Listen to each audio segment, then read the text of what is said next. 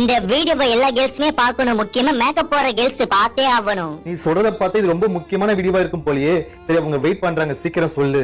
நீங்க யூஸ் பண்ற lipstick, face cream, face wash இந்த நேம் இருக்கான்னு பாத்துக்கங்க. அப்படி இருந்தா யூஸ் பண்ணாதீங்க. நல்லா சுத்தி சுத்தி பாருங்க, குட்டியா போட்டிருப்பாங்க.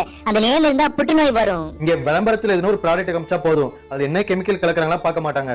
உடனே ஆர்டர் பண்ணி ஃபேஸ்ல அப்ளை பண்ணிடுவாங்க. சில பேர் அதிகமா லிப்ஸ்டிக் யூஸ் பண்ணா அவங்க உதடு பிளாக் ஆயிடும். நீங்க யூஸ் பண்ற எல்லா மேக்கப் ப்ராடக்ட்லயும் இந்த நேம் இருக்கான்னு பாத்துக்கங்க. இந்த நேம் மட்டும் உங்க ப்ராடக்ட் இருந்துச்சுன்னா என்னென்ன புற்றுநோய் இருக்கோ எல்லா புற்றுநோயுமே வரும். அது உங்க ஹார்மோனையும் சேஞ்ச் பண்ணும். நேச்சுரலாவே அழகா இருக்கிறதுக்கு என்னென்ன டிப்ஸ் வரணுமோ அது எல்லாமே வரும். அதுக்கு இந்த ஐடியா ஃபாலோ பண்ணி வச்சுக்கங்க.